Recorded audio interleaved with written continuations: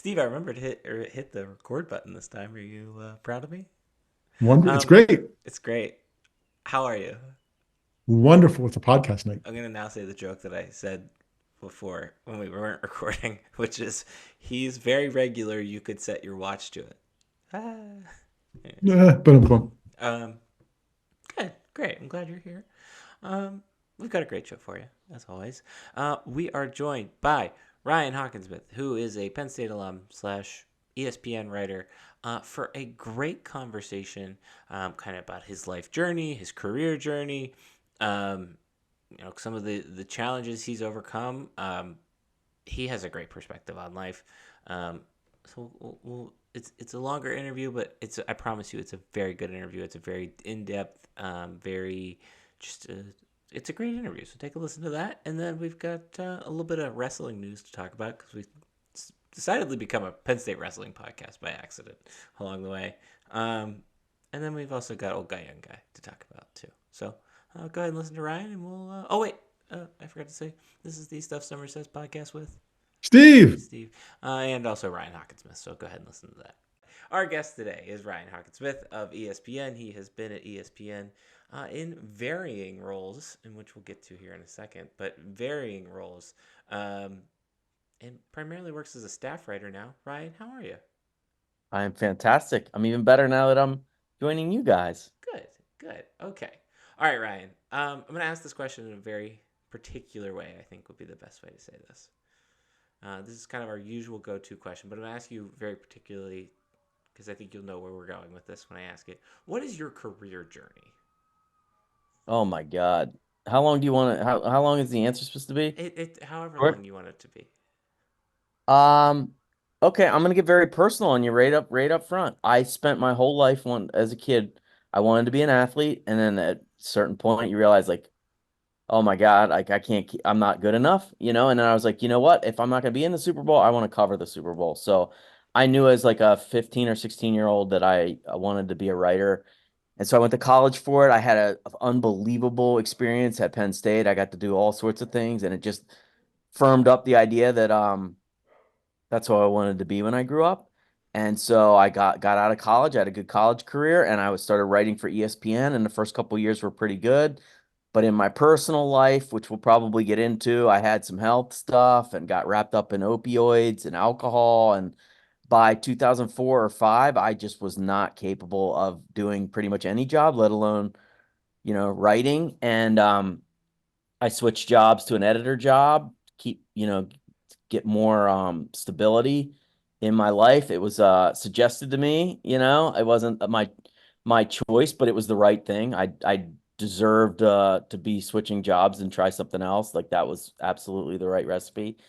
And I spent 3 years doing that, and at my life, I was falling apart. I almost died every day, drug addiction and alcoholism. And 2008, I went to rehab.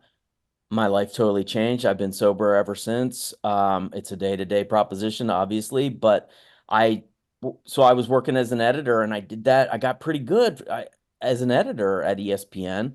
And I did that for a long time until about 2019 or 20. And I started asking my bosses. I just had this part of me, it's midlife crisis probably. Steve's had about six midlife crises probably. But the, nice. the general idea that hits all of us, men, women, everybody, is did I do what I wanted to do in my life? Like, and there's a part of you that realizes or starts to believe that there's more doors closing than are opening. It probably is age 28 for some people, or 20, or 40, or 60, or whatever. For me, it was about 42, where I was just like, I'm never going to get a better chance than right now to say, can I try what my dream was? Can I give this another shot? And a lot of people, like I try to tell people, man, I eventually got that opportunity, and I'm living it. I'm living it right now. And it's a pretty awesome thing to like, even if I fail right now as a writer, I'm on my first 3-year contract as a writer full time. I'm 2 years in. Even if it doesn't work out, I'll be so glad at age 80 that I tried, that I at least went for it. And so that's my journey. Like right now, I'm doing a job that like it's a great job, but it also fulfills a existential part of me that was like, this was my goal in life and I blew it. I blew it. That's it. No one, this isn't ESPN's fault that I ended up at a rehab place in 2008. It was my life choices and addiction and all that other stuff. And I got a chance to like go back and kind of right that wrong in my life. It's a beautiful thing. So that's my journey. Okay. All right. So you got into it a little bit there. I had known that based on kind of hearing some stories that you've talked about and kind of presented about yourself. How did both your experience? I think it was you said right after right around college, and then kind of the following battle with opioids and alcoholism. How did that shape you into the writer you are today? Well, I do think, I don't think like I'm a fantastic writer. I really don't. I really, it takes a lot of work for me to put together. My favorite stories took a lot of work. But I do think I'm a good reporter, and I do think I have good ideas. And I do think when I get into conversations with people, I've had some low lows in my life, and there's an understanding. I don't even know exactly like how to describe like what this skill is, but there's a lot of interviews where I'm talking to somebody about a thing that they're going through, and it pings something in my brain where I'm like, yes, I've spent 6 months in a wheelchair. I know a really bad injury. I've done it. I know what the sadness that can happen. I know that it puts strains on personal relationships. You might love your mom and your dad and your brothers, but it puts a strain on your relationship with them. And so I will often have interviews where people cry a lot. Like I'm listening to audio sometimes in my interviews. I'm like, geez, again, you got this guy's mom crying again, like again with the sobbing. And I think that there's I hope there's like an empathy that I developed, because of the health stuff for sure, but the addiction stuff is really it's rock bottom, man. It's rock bottom when you realize like, oh, I'm gonna either die or get sober. Those are the two choices. I've wrecked relationships, I've caused pain, I've felt pain. And so there's like something about that starting from scratch in life. Like when I talk to an athlete about their ACL or they're losing a relative or something like that, it's like, I don't know. I feel like I've been in the darkness a little bit, and can really talk to people about that. And, I wrote a story earlier. Boy, it was just in March about this wrestler at Nebraska who got a flesh-eating bacteria that like ate his leg Mhm. away. And he was talking to me about like the uncertainty of like them putting you on a gurney and rushing you in. And in sports, injury is like good luck finding a high-profile athlete who hasn't had like a pretty bad injury, like a rotator cuff or something. And there's something about overcoming it that like I've done a little bit of that. And so I can talk to them about it on a very human level. And so I do think like if you ask me, you can hit a button and not be a drug addict and alcoholic. Would you hit the button? I mean, I probably would, but I would think about it long and hard because there's a wisdom that comes from painful things that you just can't read it in a book and be like, oh, now I understand what it means to be that level of rock bottom. And so I do think that that has helped me um, be able to talk to people on like a very personal level oftentimes.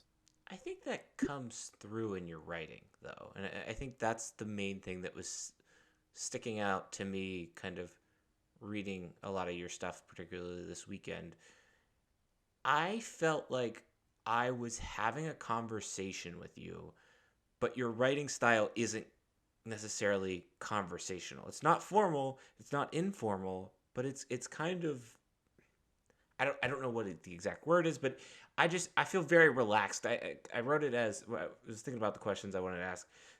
For some writers, there's a difference, or some writers will talk to you, and some writers will talk with you. And I felt like you're very much talking with me, or writing with me.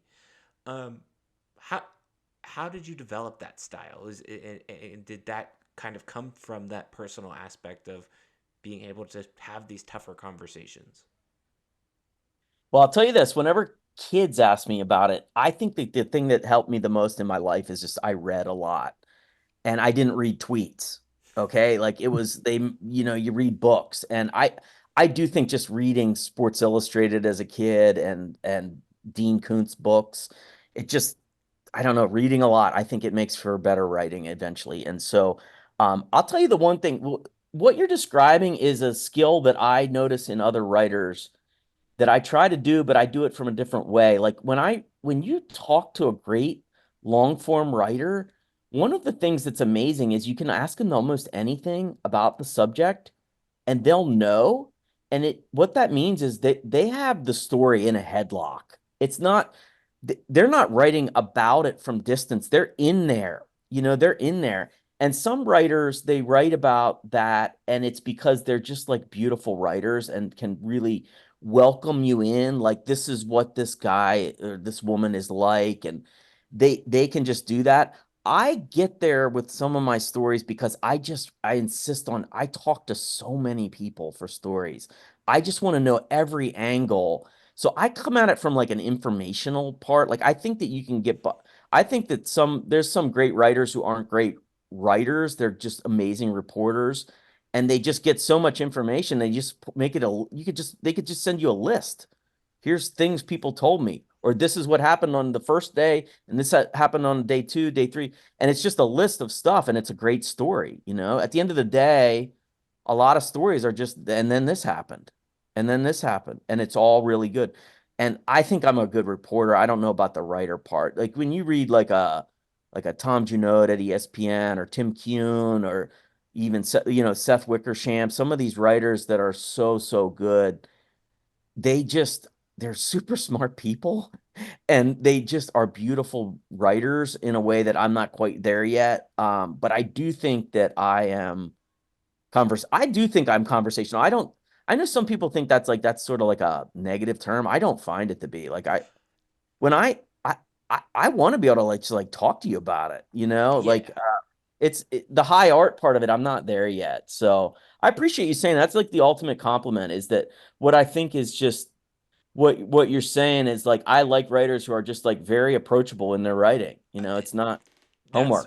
that's a perfect way to put it. I think that's what I get out of it is I feel like you're a friend telling me a story as opposed to and some of those names that you mentioned and some of your other colleagues, they are incredible writers. But I also think some of that's just maybe personal preference. But I think they sometimes they almost feel too smart, if that makes sense, or too not polished, but too overthinking. You could tell that they're really thinking about the way this sentence is. I just feel like like I feel Sunday walk is what I kind of was like feeling like as I was reading you. So I wanted to call that out and highlight that. So Well, hey, yeah, let me tell you this. So my daughter has an English class right now, and the teacher is a really good teacher, and he teaches hard stuff to them, and I love that. She's struggling with a Toni Morrison book that she just started.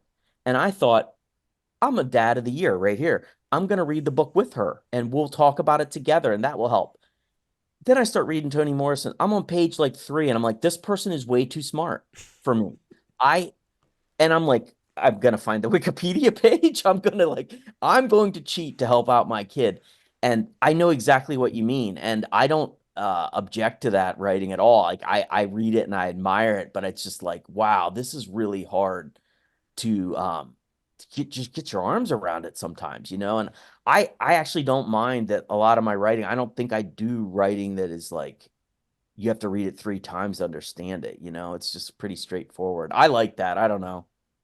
it But it's enjoyable, right? I mean, you write good stuff, and I want to call a little bit of BS on like, okay, I'm 2 years into this 3-year contract, and we'll see how it goes. Like, it's going all right, right? Like, I mean, I don't know the list of names, and I didn't fact check the names you just gave me about, and I don't have my best American sports writing in front of me, but it's upstairs in the library, in the office. Like, not all those names are in that book this year, and yours is, and there was a second one that was almost right there. So it's going okay, right? Yes, it is. I'm really proud of what we've done so far. And I think this year I published I think it's 10 stories so far, which for long form stories, that's like that's too high of a pace probably, but I don't know. I like doing stories that are really what's the best way to put it? I don't mind some of my stories, they're just candy. Like they're just like But people like candy. When you go to a movie, it's like you don't order the asparagus, right? Like you're like, give me the Sour Patch Kids. I like doing some Sour Patch Kids, and so yeah, I do think a lot of them. I appreciate that. That's very nice of you, Steve. But I do.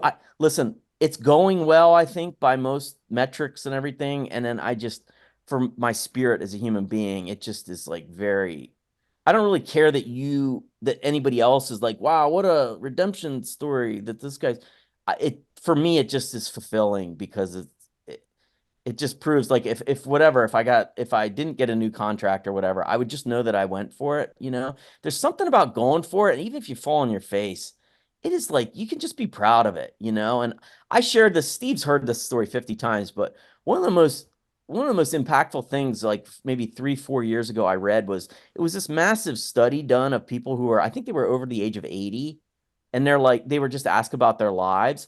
And the number one regret is that they always took the safest route, whether professionally or they married the safest, the like a wonderful person, but it was like the safe choice. And they always wanted to live in Paris for a year, and they just, I don't know if I have enough money, and they didn't go for it. That's what they said. They didn't say, well, I got that promotion that one time. That was great. The stuff we actually chase on a daily basis.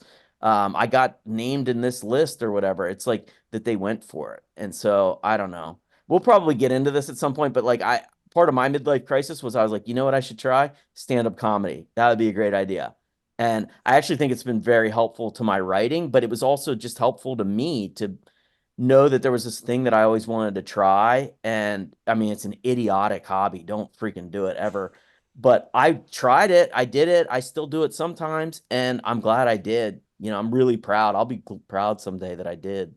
I like that. I You like got that. fertile territory with the Dodgers, man. You got all kinds of comedy Oh happening my every day God. that's just Oh waiting to my Yeah. be God. talked about. Totally. Totally. Yeah. Fatherhood. Yeah. I got it. Yeah. I got a little bit of everything. Like you got some addiction, you got some like medical stuff, I got a wealth of material. I like that. I How respect that. how far out are you working on stories? Like you said, 10 years too many. So when will the next one come? I'm not, but like, what's typical pace? What would ideal pace be? Um, oh man, that's a tough question because I'm thinking about like what I mean, the goal of my group is to take really big swings, really big swings at things. And um I think so. I think like my first year at ESPN, I probably wrote about like 25 things. And then last year I think it was probably 12. And a couple of the stories just they took a little bit longer. And um, so and then this year, I mean, it's only May 13th, and I've probably done every 2-3 weeks. Um, Mhm. that's probably a little bit too much, but I really like a high pace. I've settled into this thing where I have to have three things going at all times, not four, not two. I like to have a story that I've in the final stages of writing and submitting and doing a second draft on. I like to be doing interviews for a second one while that's happening. And then I like to kind of be just on the treadmill at the gym or whatever, thinking about the third thing that got greenlit that I'm gathering phone numbers for. And like sometimes I like to I'll be working on two other things and I'll be just thinking through the third thing. And it helps I mean, just thinking through like, where do I want this thing to go? Where could it go? Where do I not want it to go? Um, but I do like to I know some writers like to have just total focus on one thing, and that can be beneficial for sure. If you're writing a 5 to 10,000 word story about somebody, you probably should just be thinking that thing through every day. And I've had a little bit faster of a pace recently, but I can't handle be working on a story and just like spending 3 days waiting for somebody to call you back. I can't do it. I think maybe I'll slow down over time, but part of this goes back to what I said earlier, which is like this isn't this isn't like a thing that I do for money right now. It's like that happens to be the case, but it's like I wanted this opportunity and they said go ahead, and I haven't burned out on I just want to like I want to be aggressive. I really like it. So um I think I probably should be like working on one story and filing it and then launching on a second one. It should be like something like that. But right now it's pretty pretty aggressive. I think one of the things you said to me is, or said that struck a chord with me was the candy thing, and I think a lot of your stories are different. They are very out of the box. You got the pizza throwing incident. You've got the cauliflower ear story recently. You've got then the Fall Guy story that just came out. How do you come up with those ideas, and what does the pitch process to your editors look like? You know, a lot of people say like it's one of the number one questions in any writer gathering, even like not just of me. It's just like where you write good stories, like where do your ideas come from? And I really don't know. I honestly, a lot of them comes from whatever my algorithm figured out about me because I get fed tweets. I mean, one of the sweet spots for me is that I will see a thing that goes viral on a Tuesday, and in the world that we live in now, like that 15 minutes of fame thing, I think it's more true now. There's like a lot of people that are celebrities for one day and then the whole world moves on. If you look at my catalog of stories, a lot of them are like there's stories that they come out 4 months later and you go, "Oh yeah, I remember that pizza slice." You know? That's like that's like the dumbest story ever and also like it was so much fun. It was just so much fun. I talked to a person at MIT about the flight trajectory of a pizza slice. Hmm. And it is a remarkable throw that this guy made. It doesn't make any sense. The woman that I spoke to from MIT, she was doing it in her office. She had a triangle shaped thing that she was trying to throw, and she was like, "That's like a 1 in a million throw. Like that guy nailed it." That is so funny and fun to me, you know? And so that idea, honestly, maybe I saw, I do this a lot. I will cut and paste the tweet and put it in a file and just hit sit with it for a little bit. I think I saw the 14th anniversary of that. And then I thought, boy, for the 15th anniversary, perfect time. We got to do this. I did that last year with this guy who made a $1 million shot in 1993. Um, it basically launched the era of sports contests. This thing went he was on the Tonight Show. He was on Good Morning America. He was like a celebrity. Nobody had ever really like heard of this. Like, oh, a guy won $1 million just getting pulled out of the crowd. Now every sporting event you go to, it's like $20,000 if he can shoot this puck through. And I thought I saw the 29th anniversary. It was April 15th or something. And I thought, boy, for the 30th anniversary, I got to find that guy. You know, so I will do that where I just stockpile stuff I see that comes in one ear and out the other for most people. And then I think, like, I wonder if I could circle back. One of the things about viral fame in 2024 is the stuff that happens the month after is pretty interesting. People's lives change or they change for a little bit and then they go away, you know? And it's like, oh, wish people were still calling me all the time. Thank you for calling, Ryan Hockensmith from ESPN. And you get a good story about what it's like to have fame, just knock on the door and then leave, you know? And so that's where a lot of my ideas come from. But I do think the algorithm thing is sort of like not a joke. Like my behavior online is like looking up weird stuff about sports, you know? Like I'll give you another origin story of a thing that I did in early January, which was like I heard two comedians on a podcast talking one night. It was like 11:30 at night. Two comedians talking on a podcast about how they were trying to figure out what's the most disgusting place on earth. And one guy was talking about, I forget what he said, but the first guy said, the second guy goes, I'll tell you the most disgusting place on earth. It's the gym on a cruise ship because people have overeaten. There's people working out on the cruise. They're sweaty. They're gross, and that's the most disgusting place on earth. And I'm like watching it. I'm like kind of laughing. It's a funny bit that they're doing.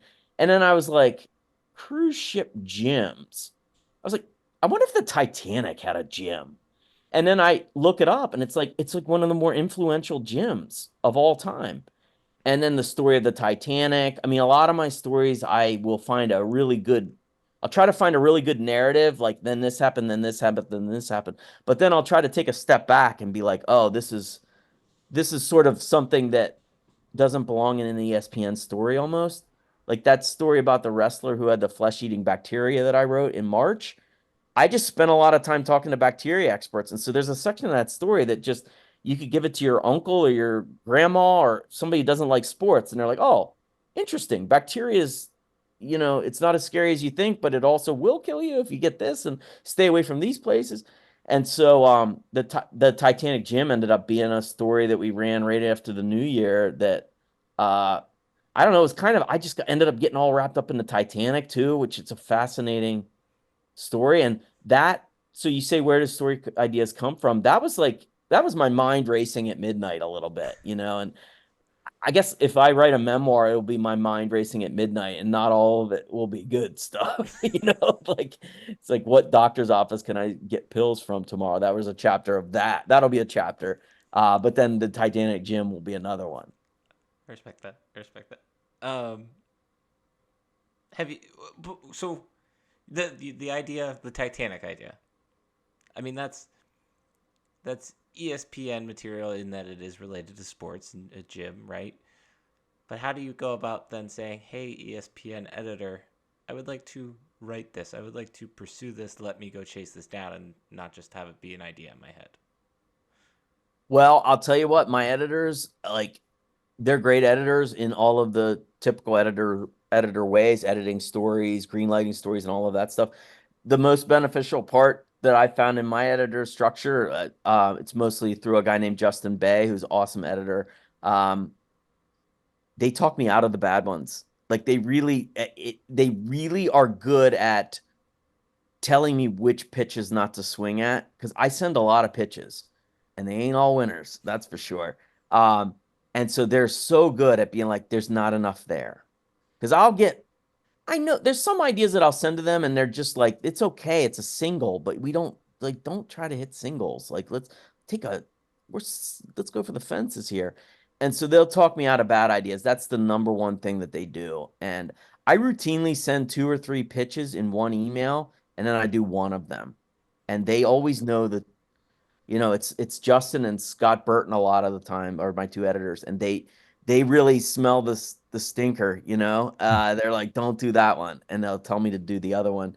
And their batting average is very, very high. And that helps my batting average, and there's ones I have to talk them into. I had to talk them into the sports contest one because, what a great editor has to do, whether you're at the New York Times or Sports Illustrated or ESPN, is also know the platform, right? Like, how many good are you? Either one of you big social media people? I am, yeah. Yeah. You are. Okay. So, you send tweets sometimes that was a better tweet than it got. That should have taken off. This should have had twice as many likes or whatever. A good editor knows you should have sent that at noon, not at midnight, or you should have sent it at midnight, not at noon. And so my editors are really good at talking to me about, like, we don't think that will see the light of day.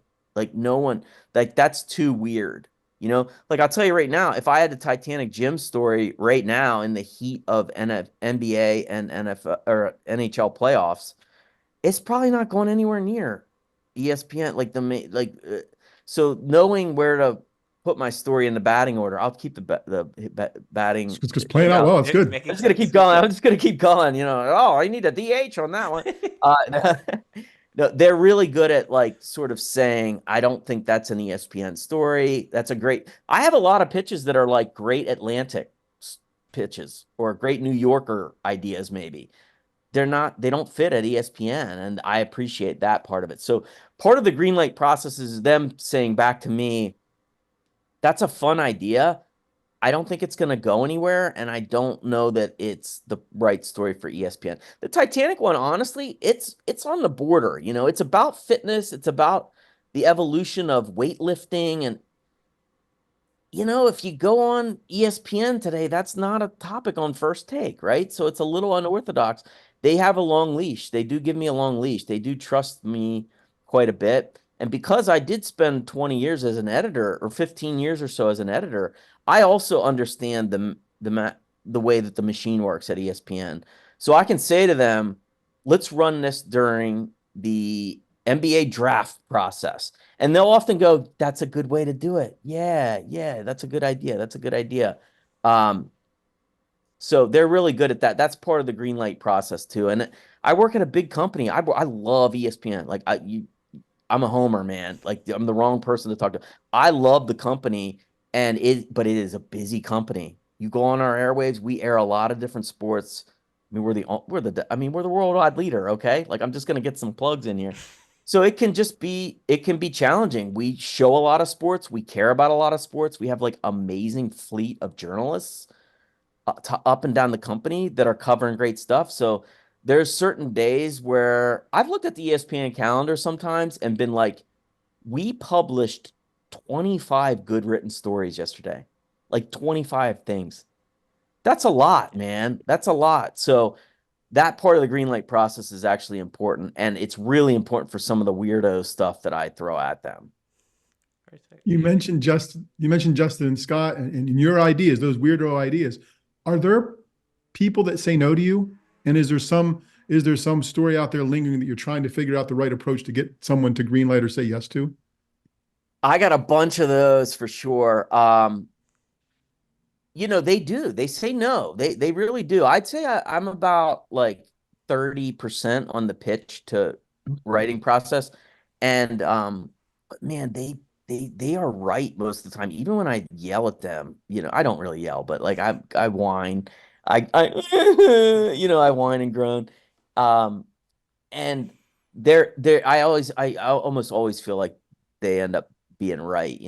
But yeah, they say no all the time. And, a routine thing at ESPN is that, I want to do this Kevin Durant story. And you find out that there's three other people that have been pitching a Kevin Durant story from all over the country, all over the world, sometimes.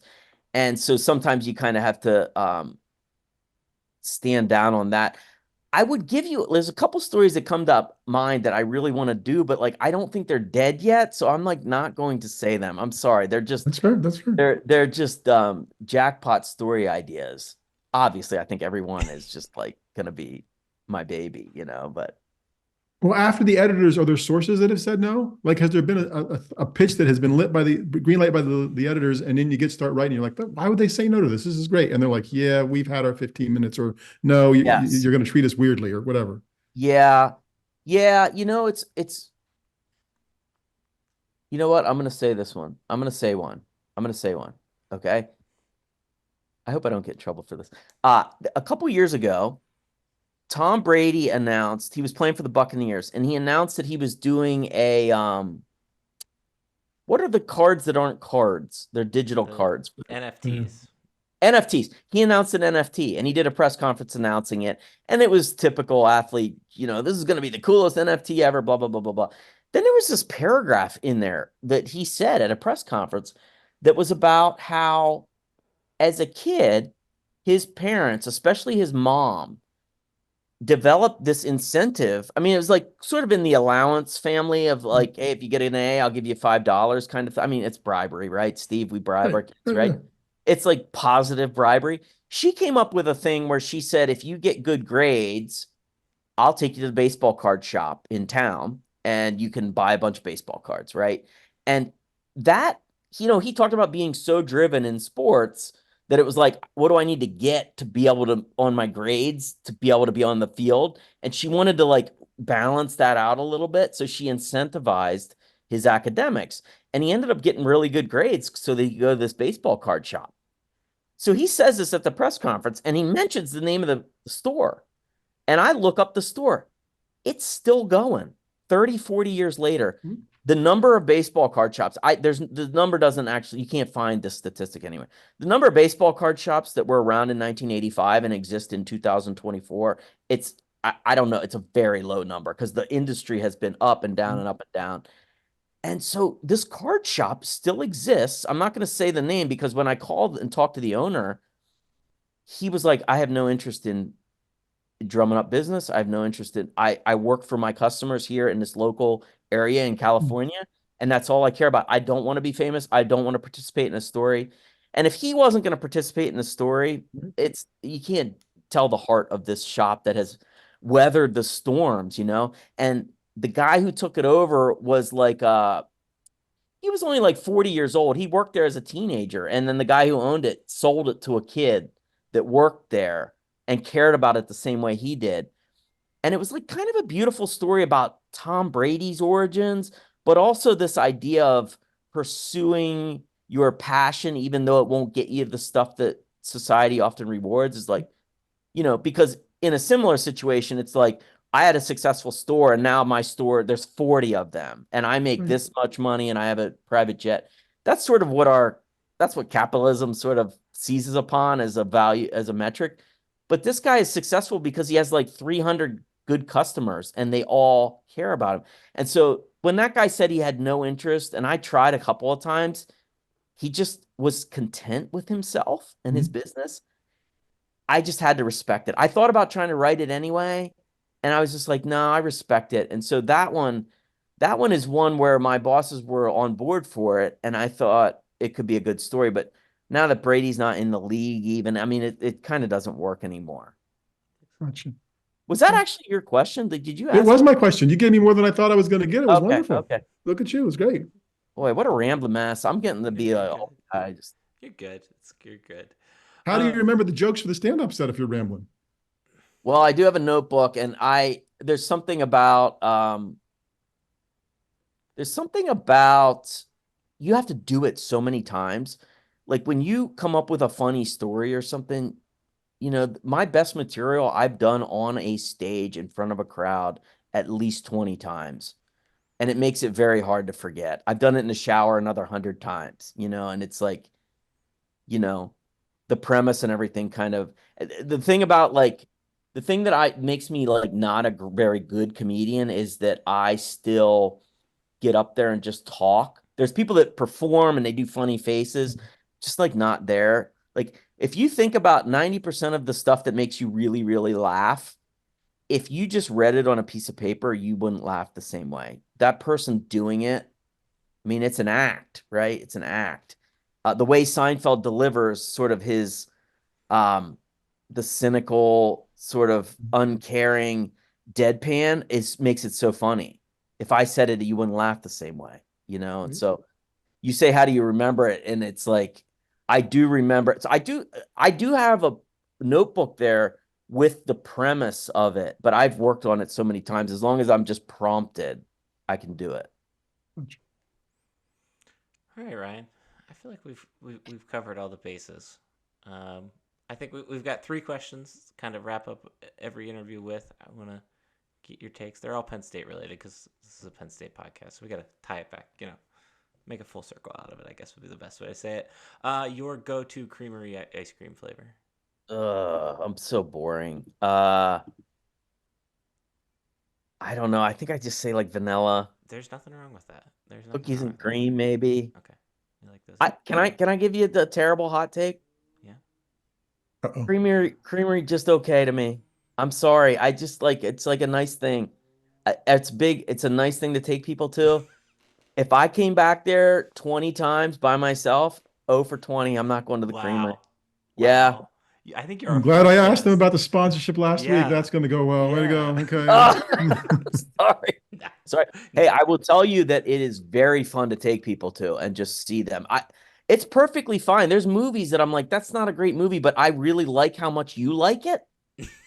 The creamery, it's perfectly fine. Like that's like your tagline. I can't wait. That's great. Let's like just me, be friends. like Susan with me. What do you think? I'm like, it's fine. Like, what's fine? What am I tell you? Oh, that's your opinion too? Oh no, the creamery. Well, no, I like the chocolate milk. I thought you were going to go off the board for like one of the other ones in town, like Meyer Dairy or something like that. So no, some people, not everybody's an ice cream person. Yeah, so that's okay. Yeah. He's the first one that we've asked. I think that just kind of balked at. But maybe everybody else is just drinking the Kool-Aid, literally, right? And that doesn't even know they're allowed to have an opinion. That's true. Yeah, that's true. Let me see if I can wreck any other potential ad. What was the best dining commons on campus?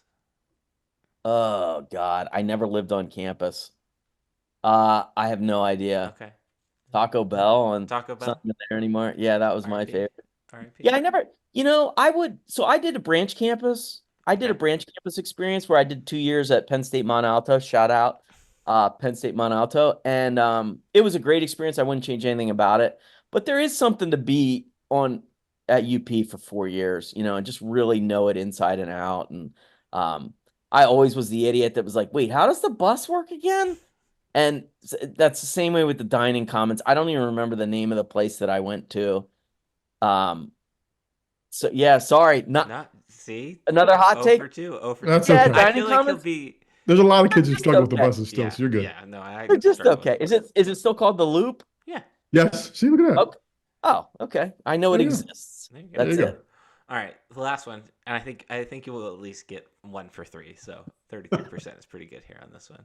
Hey, Um, I told you my whole career right now is 1 for 3. I send 3 pitches, I get there you one go. right. Yeah, But Right. here's the fastball down the middle. Let's yeah. go. All What do you right, got? you are the czar of Penn State sports for 1 day and 1 day only. What are you changing? Oh, okay. Um, oh my gosh. Wow, that's a great question.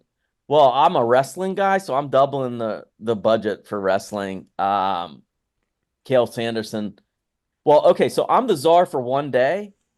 And what I'm doing during that 1 day is I'm making Kale Sanderson the czar of all sports. He's taking my position the next day. Um, oh my God, I don't know. I really think that I'm such a fan of my Penn State experience because of there's just very few schools like Penn State. There's just like almost no one else in the conversation because when you work at the Collegian, you're gonna like if you work there for a year and you're okay, you're gonna get a chance to cover like a team that's in the final four of some sport, and that was very cool. Right away, I was covering big time sports. I would one thing I would do is I would be more open with journalists for sure. I think it's hard. I've made some requests over the years that I'm just like, seriously, guys, you don't want to have let that football player have lunch with this writer? I mean, come on. It's just very bottled up. I would loosen the reins a little bit on that. I got to tell some amazing stories about Penn State fencers and Penn State women's and men's soccer players and wrestlers. I mean, I write about wrestlers. I'd write about a wrestler every day if I could. Um, and I think that pipe has gotten smaller and smaller over the years. So I would encourage that the man, I don't want the SIDs to all hate me, but like I do think there's a pathway to being a little bit more open, especially around football players. Like why, are they letting people go have lunch with a football player? I don't know that happens too much. So I would kind of do that. I think I would do that, and I also think that we are entering an era where the athlete has more power than they have before. So I do think there's like maybe a future where this isn't really answering your question. There's a future though where like the athlete has a spokesperson for herself or himself. And so you don't need to like just go to the Tuesday press conference phone call or whatever. So I don't know. I would definitely lean into that too. Did that answer your Yeah, question? I mean, that's like so hard of a question, man. Good one. we talk about that. I mean, that what you said is a core piece of our podcast in the way because we tend to look at it through either the sports business or the sports media lens, and yeah, no, that's, I mean, you're preaching to the choir here. I think the fan is so much better served, particularly at Penn State, when players are available, people are available, because then you get to have those stories, more often than not. And 99% of the time, they're a positive, like they're not going to, nobody's going to write that story to make anybody look bad, I think would be the best way to say that. So, I just had an experience on that Nebraska wrestler story where I went through the sports information office and they were like, yeah, coach's office is over here and just go ahead in. And I was just like, I was in the office alone for 5 minutes. And you realize like, wow, that's like a ridiculous thing that I've grown accustomed to like not having any chance of. And Nebraska was like, yeah, do whatever you want. Here's the guy's cell phone, call the athlete. There's a lot of times where you're like, can I talk to your special teams coach? And they're like, yeah, but I have to run it through like a Zoom that you don't know it's like all this protective BS. Like you can't have the person's cell phone and everything. And I'm not sure what is happening out there that I'm missing where that's like all these investigative hit pieces that are ruining college football players' lives, but that's kind of how they treat it. And so that Nebraska experience was awesome and also very jarring because I was like, every school should do this. Like, come to practice. I don't know what Penn State's practice process is now, but I think they're a little bit more open. But like, guess what? They threw the ball a lot at practice today because the other team has a bad pass defense this week. Yeah. Don't write that. We can't have them. Like, that stuff is so silly. And I guess it speaks to the power of sports now that it's just like there's so few things. We're so diversified in what we watch and how we do it and what we do for entertainment and everything. Sports is like the closest thing we have to monoculture that it's like, of course, it's like a big industrial complex. So I don't know, but that's what I do for my day. It would be maybe just every coach's office is open for the day. Every practice is they should like isn't that a fun idea? Isn't that a fun idea? It's open house day at Penn State Sports. I think it's a Come great They on have in. Take Your Daughter to Work Day. I think that's probably the best idea we've ever heard. It's open house day for Penn State sports. Open house at sports day. And then everybody only has to do it for one day, right? I'm trying to think of Joe Paterno dealing with open house day.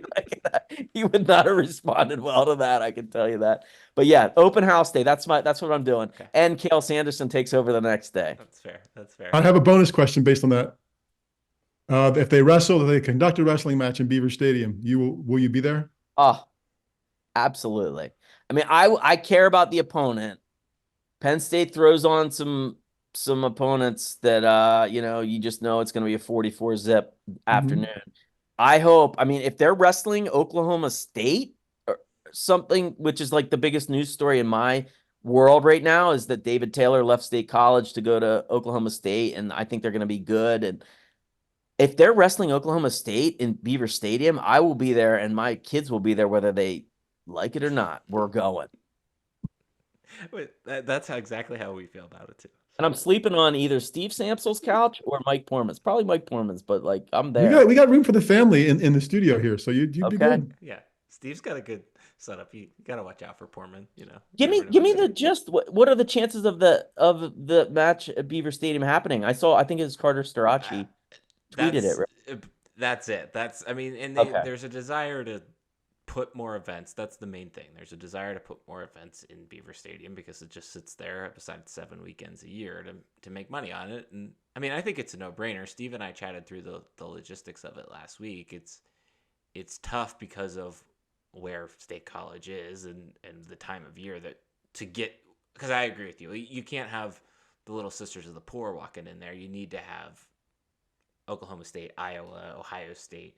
I could even argue Rutgers to come in, but it's got to be the right opponent. Oh man, you get me excited, man. Hey, you can also have a big high school match there that day. The high schools would be super excited about it. You'd bring in another 1,000 fans from that.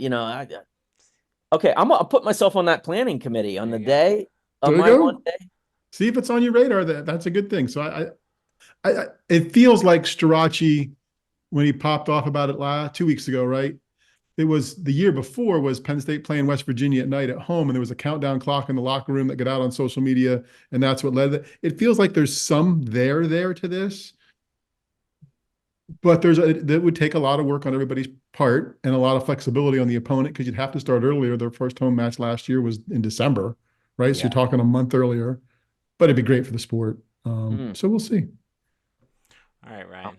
Well, I would also wrestle in the match if anybody. I'm just perfect. We'll sign you up. That's fine. So there's a celebrity. See, so we have an undercard. Yeah. We have a celebrity match, a high school match, and like the main event. So like realistically, there you go, Penn State. Flesh that out. Hey, I'll tell you what. There's 2 other guys that have covered Penn State wrestling forever and are friends of mine. I will wrestle one of them, Jim Carlson or Andy Elder. Okay. It's on. You guys might have to pay the fans to watch that stuff. Our weight classes. I've moved up a few classes in my day, so it might be a little heavier. Did you just cut a promo on our podcast? I think. Yeah, hey, Elder. Hey, Elder. I know where you live. I want to see you on Beaver Stadium Field on November 20th. It's on. That's great. This is great. All right, Ryan. Now is your actual chance to plug all of your other things that aren't wrestling at Beaver Stadium, work related. Go to ESPN.com. It's some of the best writing in the world from all of my friends and colleagues at ESPN. I love the company very, very much. They've been great to me. Uh, and then I just plug the idea of sobriety. I like to talk about that. It's been one of the most important things that's ever happened to me. There's way more help out there than people realize, and I think, is May Mental Health Awareness Month? I think it is, right? I believe I don't that's right. know. But yeah, so this is a good time. This is a good time to declare it January 1st. This is my New Year's resolution. I'm gonna go get help. And I didn't think I could ever do it, and I did. I'm doing it every day. I'm trying every day. So uh I try to get that out there too. And yeah, I think that's it. Awesome. Well, thank you very much for joining us. Steve, what a positive outlook on life. Like, what a just a positive, uplifting conversation um, from Ryan. And that's my main takeaway this week, and I'm very excited. And I think it comes through also in his writing. I think that's the other big thing to see here. I think he's I enjoy his personality, and it comes through every time I read to him. Yeah, and I think the outlook shapes a lot of it. And he talked about the background for that and influences and how and why. But there's probably a handfulish of people that like when they're in the room or I deal with them, I feel better that I got the chance to do that. And he's one of them. So I was really glad he made time for us. And if you aren't familiar with his work, just Google ESPN Ryan Hockensmith and start reading through the stories. Some of the ones we talked about to like the bowling ball guy in the basement, the bobblehead story, which we didn't talk about, the porta potties at the Buffalo Bills Stadium, which is like he just finds a way to make everything interesting. And I think he sells himself a little bit short. I mean, I think he's right in that he reports everything, really, really reports. Dude can write. Yeah, no, that's the thing. Like he was being very humble there on that interview. I think the one of the interesting things that I am seeing or picking up on, or just kind of coming out of that conversation, but just kind of some of the conversations we've had, is there's still a place for long form writing on the internet, even without ESPN the magazine or Sports Illustrated's magazine version. And honestly, I think the internet's only made a lot of that better. And I think, like, when magazine subscription, you only used to get 12 magazines a year, or ESPN was weekly, so you get one pretty much every week. There's only so many stories. The internet has allowed us to kind of get more stories. I know it's 2024. I know the internet has been a thing for 30 years now, but I just think that that's something that the sports fan is better for. And it's stories like that we get from Ryan that are interesting to me. Yep. All right. Well, thank you to Ryan for joining us. We won't be sending him creamery ice cream. Clearly, he's That's okay. okay. That's okay. All right.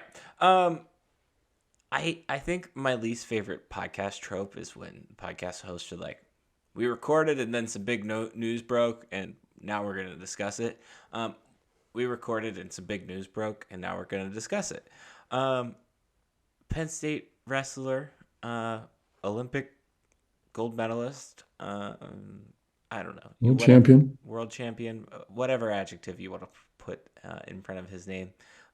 David Taylor, he's off to Oklahoma to coach the Pokes. Gonna go coach Oklahoma State Wrestling, of course, which is the program that has won the most titles in wrestling. Kind of feels like a hit, just kind of to both the Penn State wrestling community, as I am certainly the poster child for speaking for it, but also kind of maybe, and you could provide a little bit more on this, but the Center County region as well. Yeah, I mean it's big, right? And he had so many different connections, right? And was part of the foundation for Kale's dynasty, business owner in Center County. So big move in lots of ways. I don't think the sky is falling in any way, shape, or form for Penn State. I think it's great for the sport. I think it's wonderful for the sport of wrestling. I hope it works out super for him. And it's been fun to watch people react to it, afterward and see what has happened. And I do think where it affects Penn State, and probably will for people who are probably tighter with it than me, there's going to be some kid who was a recruit somewhere along the line, who was lined up to go to Penn State, who at some point is going to say, oh, well, wait a second, they're really deep at a couple of those weights. I think I'll go here, train with the Olympian and world champion, and he's brought some people with him, and I'm sure Oklahoma State's facilities are good and the resources are good. They're going to be decent. I'd be surprised, I guess, if they weren't decent pretty quickly. Yeah, I think that Which was. is great for the sport. I think it's interesting, and we kind of explored this topic back in like right after the national championship. Like we have taken the Kale era for granted. That when something like this it happens, maybe it does feel like the sky is falling. Um, but that's also the beauty of how good of a coach he is. But also, like you said, I think it is great for the sport because a little bit of parity won't hurt anybody. And I think that's only going to make it stronger, make it grow. It's super fascinating the parallels between kind of really those two, of you know Kale at Iowa State, and then comes to State College as a 4-time champ and an Olympic medalist, gold medalist, and then over to Penn State as a coach, and really, and it kind of feels a little similar um, with the David Taylor route. And like I said, it feels like there's also a community aspect to this that kind of, I guess, surprised a lot of people, and I think that's maybe why. Just hearing from you, having conversations with you, and kind of some other people that are in the center region, that's kind of what I took away from it, or at least those are kind of my initial feelings on it. I forget. Did I tell you? Well, I guess we didn't. Did I tell you I sent him a thank you note? Did I tell Yes, you you that? did. You did. Okay. Yeah. Okay. Good guy, So Steve. yeah, Steve is a good guy. He writes handwritten letters still. I just think, daughter, dad, whatever else, pleasure. So I think it had to be not an easy decision, but at the same time, sure, it's a good gig, right? He's certainly going to be the news for wrestling in the off season and leading up to it.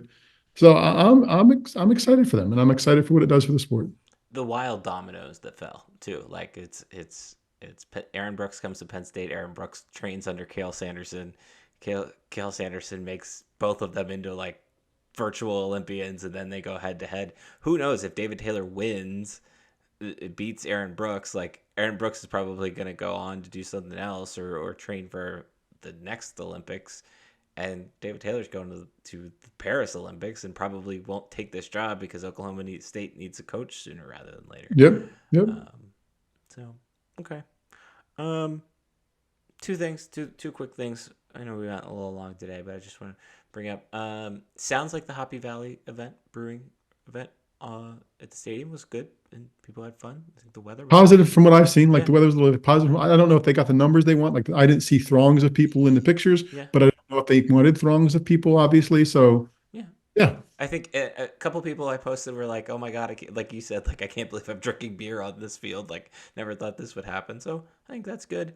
Penn State softball making the NCAA tournament for the first time in 13 years, essentially having one could argue their best season ever. Um, Good to see as somebody that cares marginally about the bat and ball sports at Penn State. Good to see those two programs growing. Friday afternoon at 4. It'll be fun to watch on ESPNU. So you need to see it. All right, dogs are all excited as well. This week's Old Guy, Young Guy is brought to you by, I think, last weekend, Steve. Went on a camping trip with some youth. So I'm curious, are you a camper? So I think this is what's interesting. I think we have to establish a definition of what is a camper, because It's true.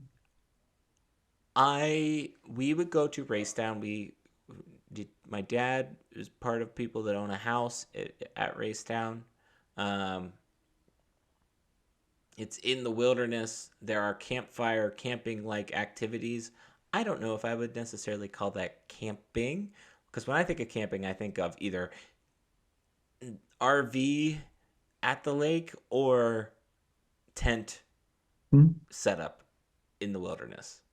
So I'm going to say no, I think is what I'm going to say. That's fair. That's fair. Like, yeah, I did Boy Scout stuff, right? So we camped. I think we went camping once in college. It was an excuse to take the girls out in the woods, basically. I don't know that we are camp, like we are, yeah, like, The Samsel no, family like didn't cabin, didn't give me a cabin. You can give me a cabin as long as there's a cabin. That's cool. And then there's a fire pit somewhere. That's cool. I'm probably past where I need to be in a tent. Like, I mean, I'm sure I could do it. That's just not and probably not Mrs. Samsel's biggest Again, she'd do it well, but she'd be like, yeah, if our option is this. Yeah, I think that's We about have where I'm at in-laws. with it. We have in-laws and friends who like we go to the Outer Banks, they'll take their camper and spend like the first night there ahead of time. I'm like, at the beach, in like the pool behind camper, that sounds hot to me. Hmm. That sounds hot and uncomfortable. Yeah. So yeah. Huh. So yes, I don't know that I'm glamping exactly full on, but Yeah, it's probably glamping adjacent is yeah, my I camping think that's a preference. good way to put it. I don't know. I don't think I could get. I just no desire. The air conditioning, like air conditioning, too much. Too many bugs. Or cool nights. I've been trying to sell them on like Cook's Forest, like someplace cool at night, and they're like, yeah, no. The So the Samsel family didn't like load up the then we are truck. not. No, no, we did not. Intense. No, we struggle with bike rides sometimes and bowling. So camping Really? with two girls 11 months apart, sometimes we struggle with some things that a weekend full of it wasn't the Oh. recipe for success. Yeah, I don't like the whole like. I also don't like not having a bathroom. Like just, Yeah, I'm I a want a big fan bathroom. of. What I want a bathroom. I think that's a basic requirement. All right. Well, that's this week's podcast. Thanks to Ryan for joining us. It was a fun conversation. Um, other than that, I don't know if I'll write this week. I don't. There's not really much to write about. We might get some kick times. It may not. Fox released 3 today, which were one we already knew, which was the Texas Michigan game, and then we've got the Ohio State and Michigan game, and then kind of the surprise one in my book, which was the Wisconsin Alabama game. NBC also released 2, so and I don't think Paramount's doing a or Paramount CBS. I don't know who would do that up front. I don't think they're doing an upfront this year, so we'll update the blog if there are, or at least the schedules on the blog. Don't know if I'll write, but just offering that. The blog's there, it exists. Um, we'll probably build out some other stuff for the blog this week that'll be live. Resources, I guess, would be the best way to put it. Um, let's see. Blog is called stuffsummersays.com. On that website, there's a section called Steve, with Steve. Then we've got emails. Mine's Darian at stuffsummersays.com. Steve's is. Steve at stuffsummersays.com. Did we forget anything else? Nope. All right. Twitter handles. Mine's at stuffsummersays. Steve's is. At Steve Samsel. See ya. Bye.